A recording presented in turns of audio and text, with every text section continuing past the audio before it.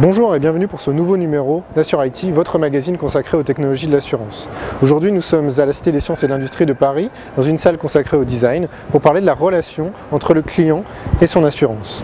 Cette relation est multiple, multicanal et multi-objectif. Si on prend quelques exemples, l'Internet a révolutionné le contact régulier entre le client et son assurance. Le mobile, quant à lui, ajoute un contact plus instantané, mais également plus ludique. Quant à l'Internet des objets, il a apporté des nouvelles technologies qui permettent des innovations métiers comme le Pay-as-you-drive.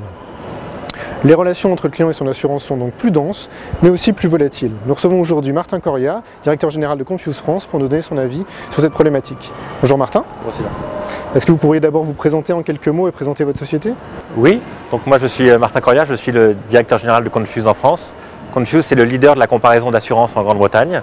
Il a été lancé en 2002 et après 7 ans d'existence, il réalise aujourd'hui plus de 15 millions de devis d'assurance auto qui ont généré 1,4 million de contrats auprès de 89 partenaires assureurs. C'est un succès extraordinaire outre-Manche.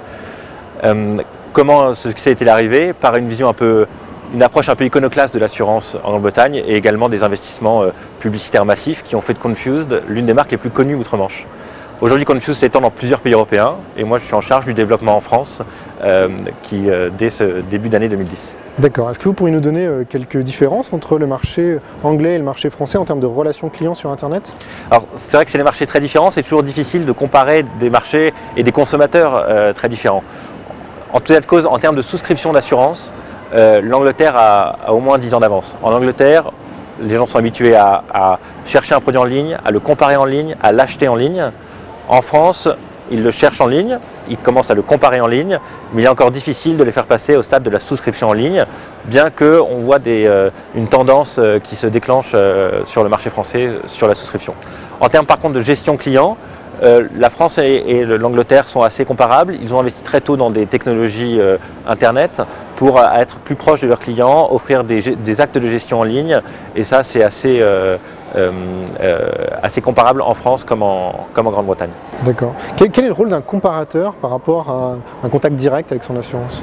Alors c'est vrai que c'est des rapports assez différents. Pour moi, il y a 4 vraies différences entre un comparateur et un assureur dans l'approche de la relation client. La première, c'est que la finalité du contact est différente. Un assureur va chercher à vendre son produit d'assurance par Internet. Nous, le comparateur va lui montrer les différentes offres du marché, va lui faire gagner du temps pour qu'il puisse comparer vraiment les assurances, leur prix, mais également leur garantie et choisir celle qui lui convient. Nous, on est vraiment un facilitateur dans la démarche commerciale et donc on a une approche qui est de ce fait un peu différente et on est perçu de manière différente par les consommateurs. Deuxièmement, au niveau de la responsabilité, nous, on ne fait que présenter les offres. Donc, de ce fait, on n'a pas de droit sur les clients, ce ne sont pas nos clients. On les a juste mis en relation avec l'assureur. De ce fait, on a beaucoup moins de charges par rapport à ces clients-là qu'aurait un assureur ou un intermédiaire classique. Et d'ailleurs, quand un client a besoin de plus de conseils, de quelque chose d'un peu particulier face à une situation qui est peut-être spécifique, l'intermédiaire sera dans ces cas-là sûrement le meilleur contact, un contact plus en face à face. La troisième différence majeure, c'est sur la nature de la relation, évidemment.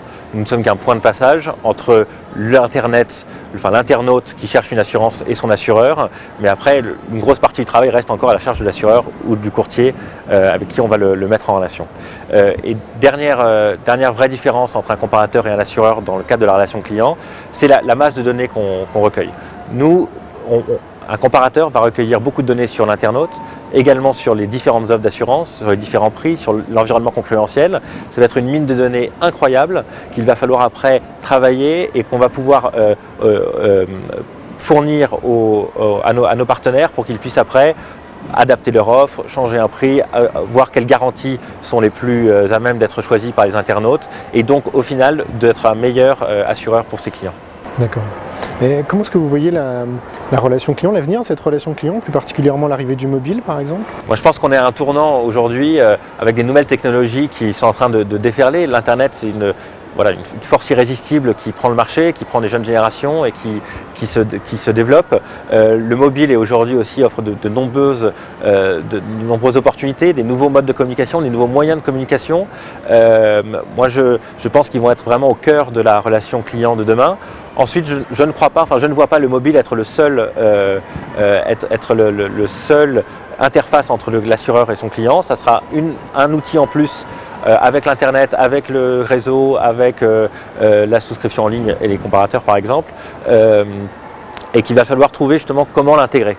Mais aujourd'hui, quand on voit dans certains pays étrangers, aux États-Unis par exemple, il y a des applications sur téléphone mobile où un client peut avoir un dialogue vraiment continu avec son assurance, peut faire des actes de gestion, avoir des devis, trouver le garage agréé le plus proche, déclarer les sinistres. Tout ça maintenant, ça passe par le mobile qui a un aspect beaucoup plus ludique et proche du consommateur et qui donc change un peu le rapport qu'ont un client avec leur assurance. Martin, je vous remercie pour toutes ces informations intéressantes. Quant à vous, je vous donne rendez-vous le mois prochain dans une nouvelle salle de la Villette pour un nouveau numéro d'Assure IT. Et d'ici là, vous pouvez nous laisser vos réactions et vos commentaires sur AssureBook dans le groupe Assure IT. À très bientôt.